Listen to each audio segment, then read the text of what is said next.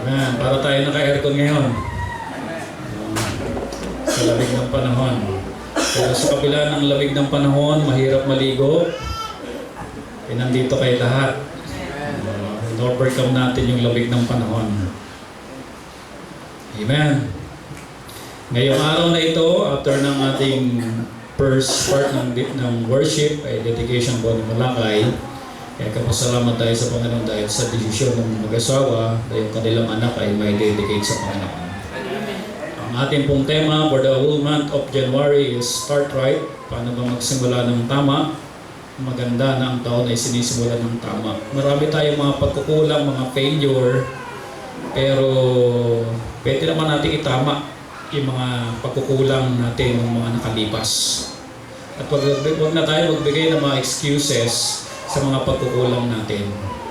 Totoo po na may mananakit sa inyo, meron pong magda-down sa inyo, pero hindi sila ang magpapasya kung tayo ay magpapatuloy sa ating mga pangarap o hindi.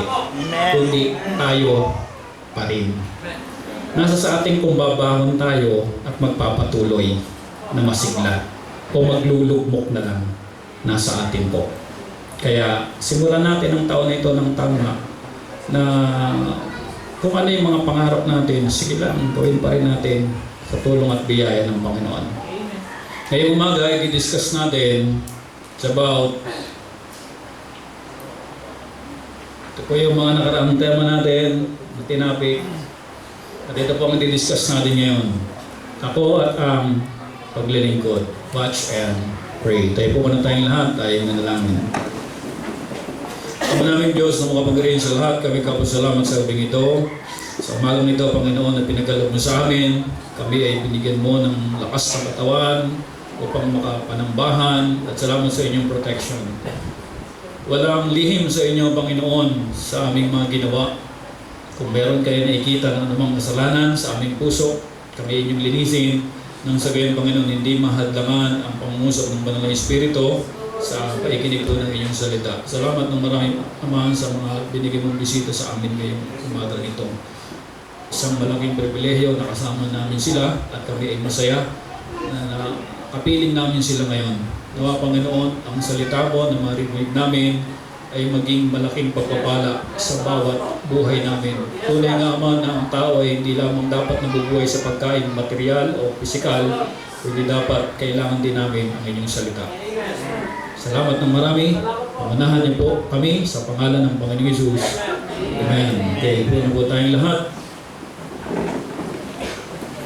Ako at ang paglilingkod. Sino ang paglilingkuran? Walang iba kundi ang Panginoon. Ito po, 2,000 taon na ang nakalipas, 2,000 years ago, nang ang Panginoong Kristo ay ipanganak at nagkatawang tao. At pagkatapos niya ipanganak, siya ay nagministeryo sa mga tao, at after niya magministeryo, siya ay napako sa krus para bayaran ang kasalanan natin. Tayo po ay mga taong makasalanan at dahil sa kasalanan natin, ang ating pong destination ay impyerno. Dahil sa ating kasalanan. Sabi ng Bible, lahat ay nagkasala at hindi nakaabot sa kaluwalhatian ng Diyos at ang kaluwalhatian ng Diyos ay nasa langit. Kaya dahil sa ating kasalanan, hindi tayo makakapunta ng langit at salamat sa Panginoon, namatay siya para ang taong katulad natin na makasalanan na papunta ng impyerno ay magkaroon ng tagapagligtas. Kaya ang totoo mga kapatid, hindi natin kailangan ng reliyon para maligtas tayo. Hindi natin kailangan na gumawa ng mabuti para maligtas tayo. Hindi natin kailangan tumalino o marami tayong pera para maligtas tayo. Dahil yung mga bagay na binanggit ko na yan, hindi naman sila ang namatay sa cross para bayaran ng kasalanan mo. Ang tanging namatay lang sa cross para bayaran ng iyong kasalanan ay si Jesus Christ. We need the Lord Jesus Christ, not religion. Dapat po maliwanag po sa atin yan. Ano po? Hindi po tayo kayang iligtas ng reliyon. Bakit po? Ang reliyon po ba ang namatay sa cross para bayaran ng ating kasalanan? Okay, sabihin nyo nga, sinong reliyon ang namatay sa cross para bayaran ng ating kasalanan? Wala po. Only the Lord Jesus Christ. Pastor, mabait naman ako. Ang kabaitan mo ba ang magliligtas sa'yo? Ang kabaitan ba ang tagapagligtas o si Kristo? Si Kristo po ang tagapagligtas. Kaya Salamat sa Panginoon, 2,000 taon na nakalipas, naganap na siya ay mamatay sa cross. Kaya nga sabi niya, nung nasa cross siya, it is finished. Tapos na, at mayroon na kayong tagapagligtas. Kayo na makasalanan na pupunta ng impyerno. Bakit siya magliligtas? Dahil may impending judgment sa bawat tao. And that is hell. Kaya habang nabubuhay tayo, at bakit may Biblia, para ngayon pa lang maintindihan na natin, maunawaan na natin yung sinabi sa Bible na si Kristo ay tagapagligtas. Ang Bible ay para sa buhay, hindi para sa patay. At ito, yung ginawa ng Diyos para ang tao, hindi na mangapa, hindi na malito, kung paano maligtas ang kanyang kaluluwa. Malinaw nakalagay sa John 3:16, sino mang sumampalataya sa Kanya ay hindi na mapapahamak o hindi magkakaroon ng buhay na walang hanggan. Kanino sasampalataya?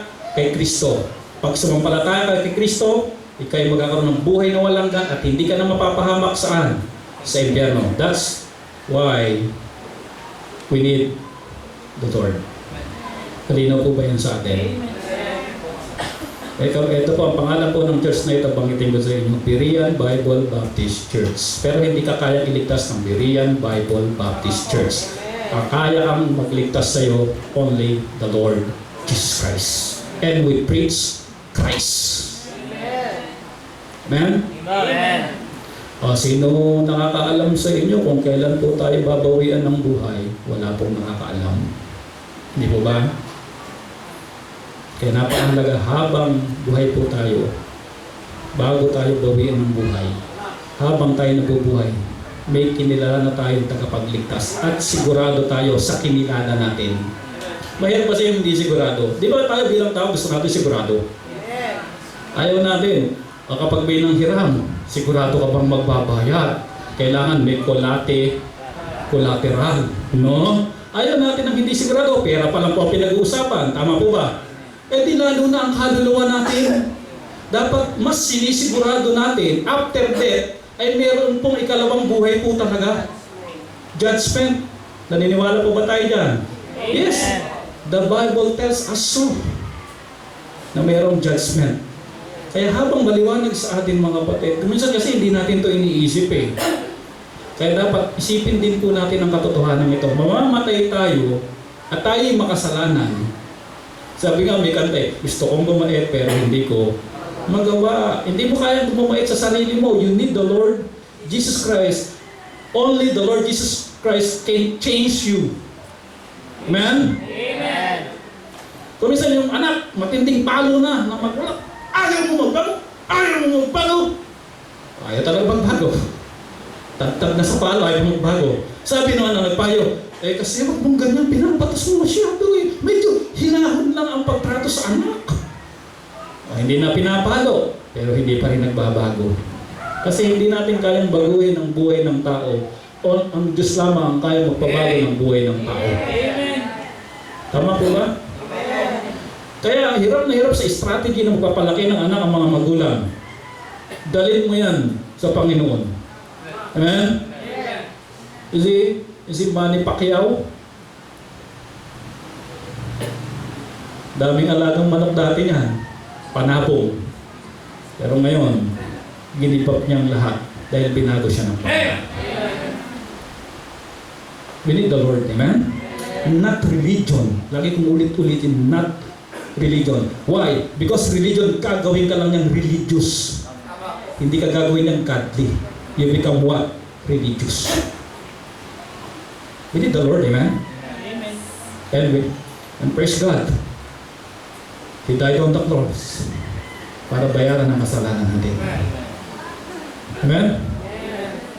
At itong Kristong ito, after niyang mamatay, inilibing siya. After 3 days, ano po nangyari sa kanya? He rose again. After 3 days, nabuhay na muli. After niyang mabuhay na magmuli, nakasalamuha pa siya sa kanyang mga disipulo, nagbigay siya ng last instruction sa kanyang mga disciples. Sabi niya kayo ang magiging saksi ko na ako talaga yung Savior. Kayo ang magiging witness ko, not Jehovah, no, kayo, mga saksi ko na ako ang Savior. Ipamalita niyo yan, i-preach niyo yan, ipangaral niyo yan sa buong mundo, na ang buong mundo makilala na ako ang tagapagligtas. Amen. At after magbigay ng last instruction ng Panginoon sa mga disipulo, ito po ang nangyari. Kitang-kita nila na ang Panginoon papaakyat sa langit. Sabi ng Acts 1 verse 11, which also said, ye men of Galilee. Sino po yung mga men of Galilee? Disciples of the Lord Jesus Christ. Kayo ng mga taga-Galilea o mga disipulo ko, why stand ye gazing up into heaven? Bakit kayo nakatayo at pagganon-ganon? Nakatingin sa langit. This same what? Jesus, which is taken up from you to heaven, itong Kristong ito na nakita niyong papunta sa langit, ano po ang nakalagay? Shall so what? Come in like manner as you have seen him go into heaven. In like manner, yung Kristong ito nakitang-kita ninyo, na tinatanaw nyo, na lumakit sa langit, ito rin yung Kristong ano po? Babalik. Ito po paniwalaan nyo o hindi ang Bible, mangyayari po yan. Si Kristo ay babalik. Whether you like it or not. Alam niyo po ba, ang Bible truth, totoo.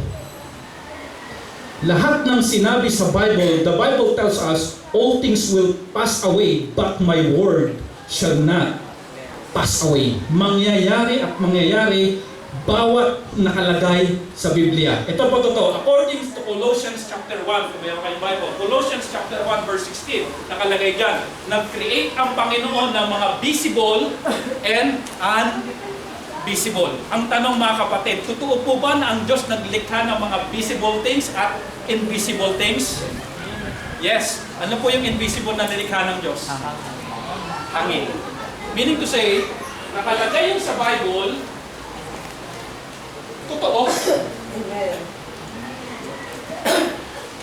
Totoo.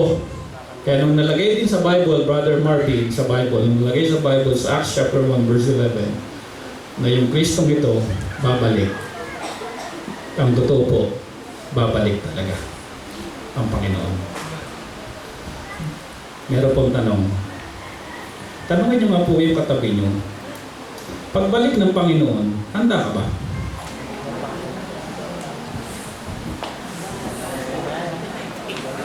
Amen. Mga kapatid, tanong, kailan ko babalik ang Panginoon? Kailan po babalik ang Panginoon? Sino po dito sa atin alam na kailan ang babalik ang Panginoon? Pastor, ako alam ko kailan babalik ang Panginoon. Meron po ba?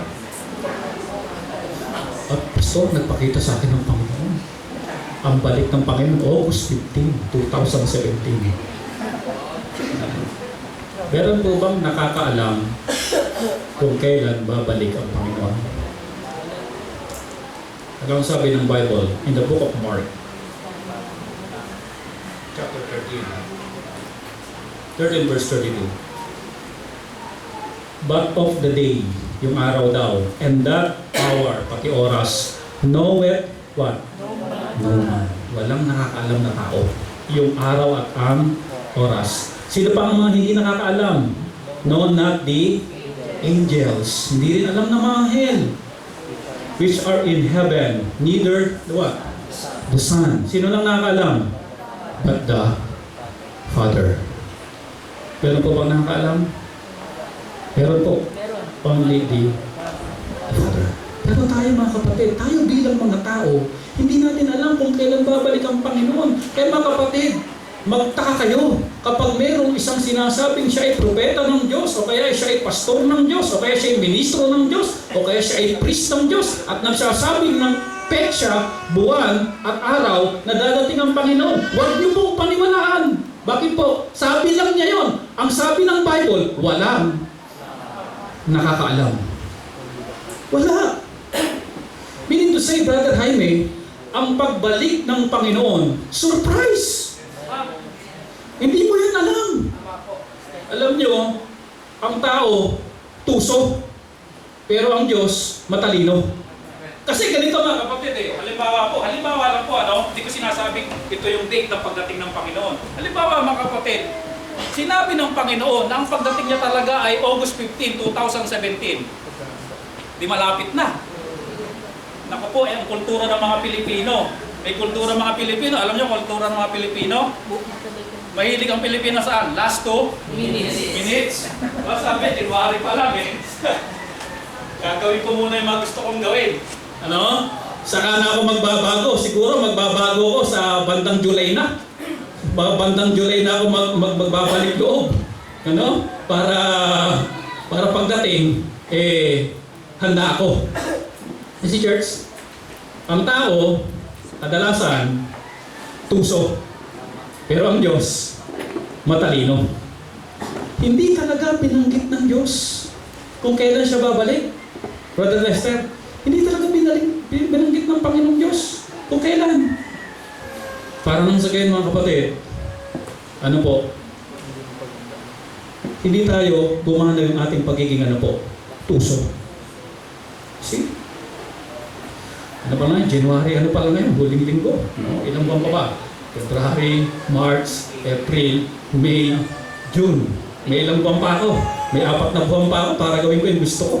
And then, pag July na, gagawin ko na yung pagbabalik loob sa Diyos. Okay. Matalino ang Diyos. Alam niya yan. Kaya, mga kapatid,